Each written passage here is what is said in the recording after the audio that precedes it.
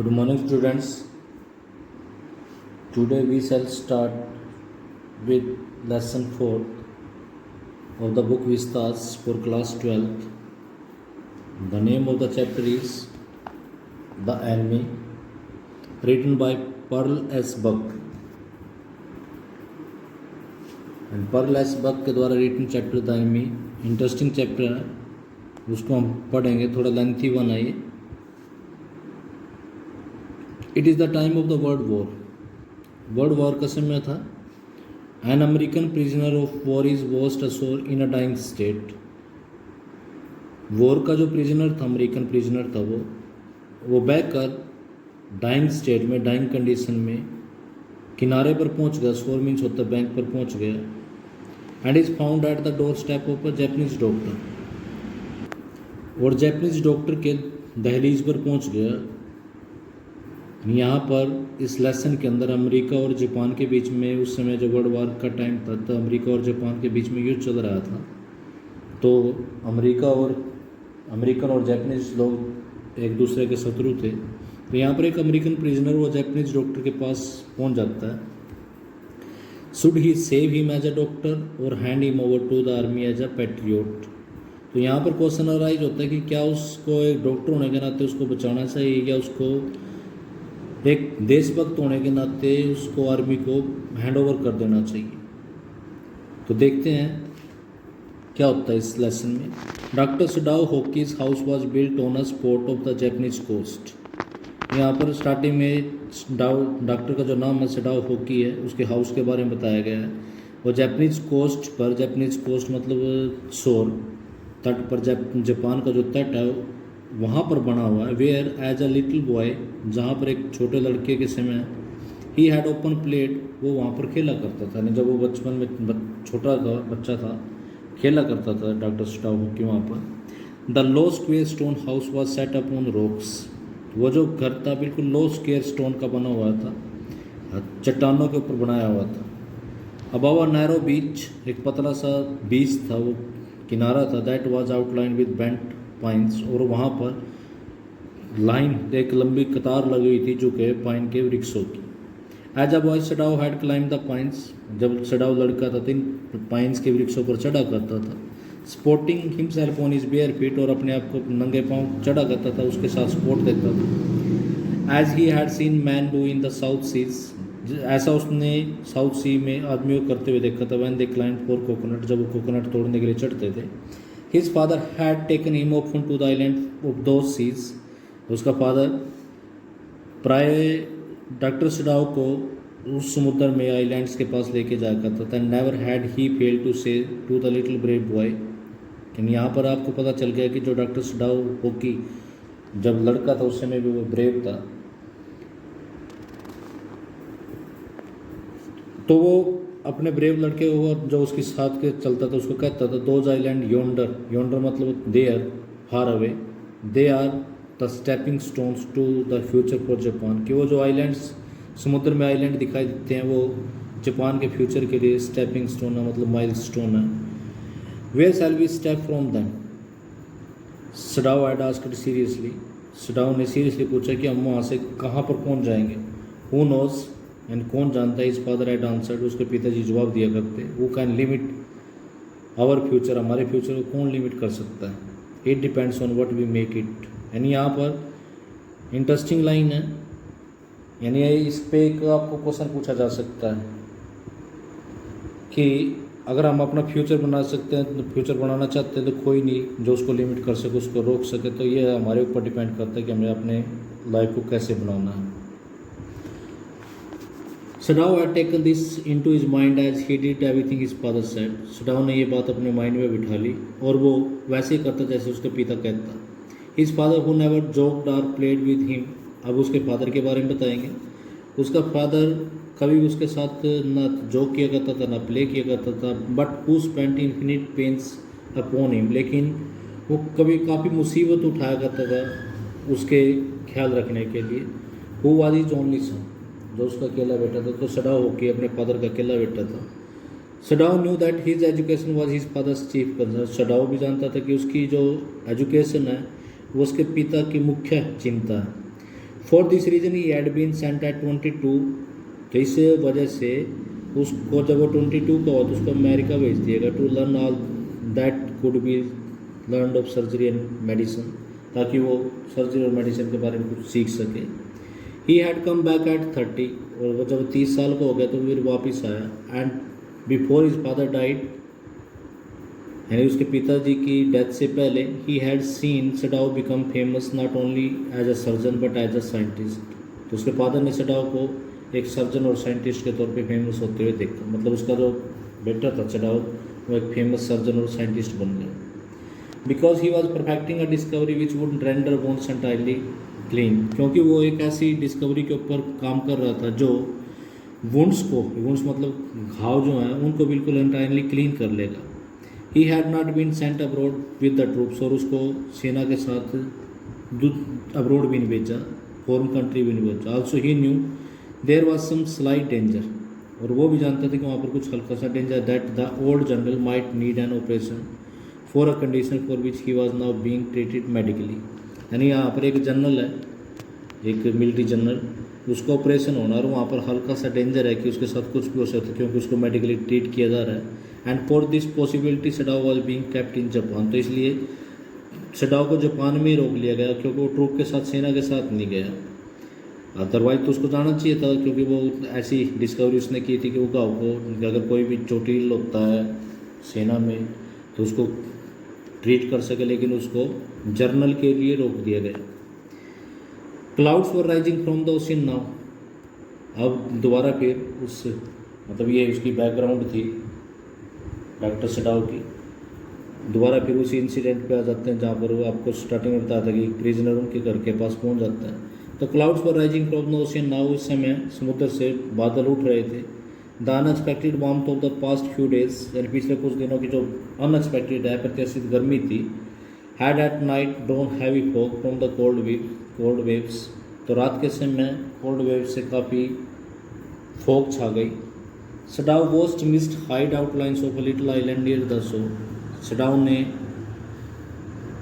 धुंध को देखा कि उसने लिटिल आइलैंड को छुपा दिया near the shore, and then come creeping up the beach, और धीरे धीरे करके वो हाउस की तरफ जो किनारा था वहाँ पर पहुँच गई थी। रीडिंग अराउंड द पाइंस के चारों तरफ उसने एक माला सी बुन दी।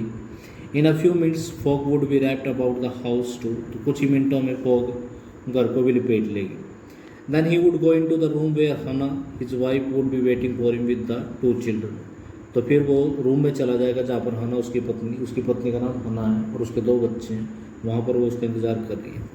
But at this moment the door open, लेकिन उसी समय दरवाजा खुलता है। एंड शी लुक्ड आउट, वो बाहर देखती है। Dark blue woollen haori over her kimono, यानी उसने एक डार्क ब्लू विमन हरोरी पहना हुआ था। हरोरी एक लूज आउटर गारमेंट होता है, पोशाक पहनी हुई थी और उसने ऊपर किमोनो पहना हुआ था।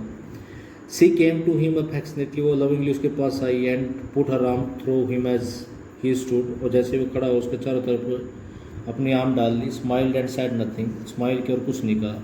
ही हैड मेट हना इन अमेरिका, तो यहाँ पर बताया गया उसकी मुलाकात हना की मुलाकात अमेरिका में हुई थी।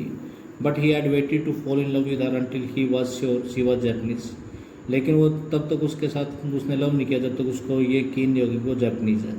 His father would never have received her unless she had been pure in her days, और उसका पिता भी उसको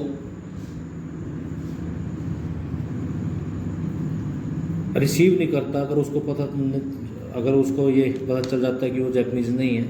ही wondered often whom he would have married if he had not met हना, तो वो हमेशा इस बात को सोचता है कि अगर उसकी हना के साथ मुलाकात नहीं होती तो वो किसके साथ शादी करवाता। एंड बाय वट लक, और देखो भाग्यशाली, he had found her in the most casual way, और उसकी जो मुलाकात हुई वो भी कैजुअल वे में हुई, बाई चांस लिटरली, और वो भी बिल्कुल by chance accidentally. At an American professors house, वो भी एक अमेरिकन प्रोफेसर के घर पर। The professor and his wife had been kind people, जो प्रोफेसर और उसकी जो पत्नी थे काइंड पीपल थे। Anxious to do something for their few foreign students, वो हमेशा एक्साइटिंग रहते कि अपने जो फॉरेन स्टूडेंट आते थे, कुछ फॉरेन स्टूडेंट उनके लिए कुछ भी करने के लिए तैयार रहते थे। एंड द स्टूडेंट दो बोर्ड, चाहे स्टूडेंट जो जाते थे बोर हो जाते थे, हैड एक्सेप्टेड दिस काइंडनेस, उन्होंने उसकी काइंडनेस को एक्सेप्ट कर लेते थे। Sadao had open told Hana how nearly had not gone to professor Harley's house, तो प्रोफेसर का नाम हार्ले था, कि कैसे वो उस दिन प्रोफेसर हार्ले के घर जाते जाते मतलब पहुंच ही गया। दैट नाइट द रूम्स, कि वो जाने वाला नहीं था लेकिन पहुंच गया, were so small, the food so bad, क्योंकि रूम बिल्कुल छोटे थे, फूड बिल्कुल बैड था। The professor's wife so voluble, और प्रोफेसर की जो वाइफ थी वो भी वॉल्यूबल थी, वॉल्यूबल मीन्स होता है टोकेटिव।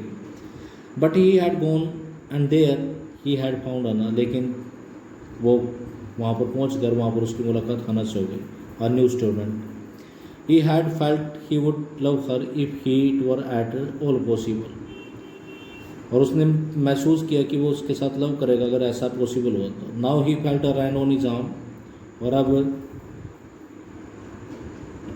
वो उसके साथ and was aware of the pleasure it gave him, और उसको पता कि वो उसको कितनी खुशी है उस बात से। Even though they had been married years enough to have the 2 children, और उनकी शादी हुई काफ़ी साल हो गए हैं और 2 बच्चे भी हैं। For they had not yet married heedlessly in America, लेकिन उन्होंने अमेरिका में हीटलेसली शादी नहीं की। They had finish their work at school, उन्होंने जो स्कूलिंग थी अपने वो काम किया। And had come home to Japan आ गए। And when his father had seen her the marriage had been arranged in the old Japanese way, और जब उसके फादर ने उसको हाना को देख लिया तो उनकी मैरिज को अरेंज कर दिया गया जापानीज वे में। तो यहाँ से आपको पता चलेगा कि सडाओ की शादी अमेरिका में नहीं हुई, वो जापान में ही हुई। Although Sadao and Hana had talked to everything over before, and चाहे बेशक से सडाओ और हना ने उसके बारे में पहली बात की हुई थी, they were perfectly happy, बिल्कुल खुश हैं। She laid her cheek against his arm, उन्होंने प्यार से खड़े हो गए वो। It was at this moment that the both of them saw something black come out, तो इस समय उन्होंने कुछ काला सा दिखाई दिया बाहर आते हुए धुंध में से। इट वॉज अ मैन, एक ये आदमी था। He was flung up out of the oceans, वो ओशियन से बाहर उसको फेंक दिया गया था। इट सीम्ड, ऐसा लगता था, to his feet by a breaker, एक ब्रेकर के द्वारा। He staggered a few step, वो लड़खड़ा के कुछ कदम चले। His body outline against the mist में उसकी बॉडी आउटलाइन, थोड़ी सी आउटलाइन वे में दिख रही थी, हल्की फुल्की सी। His arms above his head, और उसने हेड अपने हेड पर अपनी बाजू को खड़ा किया हुआ था। Then he curled mist hid him again, फिर वो देन द कर्ल्ड मिस्ट, तो वो जो धुंधली जो मिस्ट थी उसने उसको फिर दोबारा छुपा दिया। हु इज़ दैट, हना क्राइड, हना चिल्लाई कि वो कौन है। सी ड्रॉप्ड सडाउस आर्म्स, उसने सडाउ की बाजू को फेंक दिया। And they both leaned over the railing of the वरांडा, और उन्होंने दोनों ने बरामदे की जो रेलिंग थी, बाहर को जो रेलिंग लगी होती है, पाइप लगी होती है, उसके उससे झुक कर देखा। Now they saw him again, दोबारा फिर वो दिखाई दिया। The man was on his hands and knees crawling, तो वो आदमी अपने हाथों के बल, अपने घुटनों के बल रेंगता हुआ आ रहा था। Then they saw him fall on his face, तब उन्होंने देखा कि वो अपने फेस के बल नीचे गिर गया। लाई दे, और वहाँ पर पड़ा हुआ। A fisherman perhaps, Sadao was said, Sadao ने कहा कि शायद कोई मछुआरा हो सकता है। वॉस्ट फ्रॉम हिज बोट, अपनी बोट में से बह कर आ गया। ही रैन क्विकली डाउन द स्टेप्स, हो तो सीढ़ी से उतरता हुआ तेजी से वहाँ गैंड बिहाइंड हिम। हना केम हर वाइट स्लीव्स फ्लाइंग, हना भी उसके पीछे पीछे अपनी स्लीव्स को फ्लाइंग करते हुए। अ माइल और 2 away on either side there was fishing villages, वहाँ पर उस बीच पर 1 या 2 मील तक दोनों तरफ फिशिंग विलेजेस है। But here was only the bare and lonely coast, लेकिन यहाँ पर कुछ नहीं है, बिल्कुल अकेला। डेंजरस विद रॉक्स, सिर्फ खतरनाक जंग आई है रॉक्स के साथ। The Surf beyond the beach was spiked with rocks, तो जो बीच से जो परे जो वेव्स हैं, सर्फ मीन्स होता है वेव, वो स्पाइक की तरह, नुकीली कीलों की तरह रॉक से टकरा रही थी। Somehow the man had managed to come through them, लेकिन किसी प्रकार से वो आदमी उनमें से बच के आ गया। He must be badly torn, हो सकता है कि वो अच्छे से बुरे तरीके से घायल हो गया हो। They saw when they came toward him that indeed it was so, जब वो उसके पास आए उन्होंने देखा कि वास्तव में वो घायल है।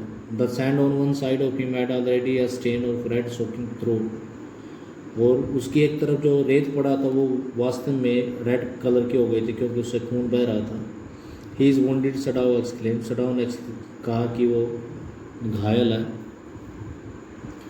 He made haste to the man who lay motionless, उसने जल्दबाजी करी उस आदमी की तरफ जो बिल्कुल मोशनलेस पड़ा हुआ था। He is face in the sand, और उसने अपने फेस को रेत में कवर किया हुआ था। An old cap stuck to his head soaked with sea water, तो उसने एक कैप पहनी हुई थी अपने हेड पर जो सी वाटर से गिली हुई थी। He was in wet rags garment, और उसके जो गारमेंट्स थे वो भी बिल्कुल गीले फटे पुराने हो गए थे टुकड़ों में। स्टाउ स्टॉप, स्टाउ रोका। हना एट हिज साइड, हना भी उसकी साइड में। And turn the man sad, और उस आदमी के हेड को टर्न किया। दे सा द फेस, उन्होंने उस फेस को देखा। That's all for today student. The remaining chapters will be discuss in the coming videos. Thank you. Have a nice day.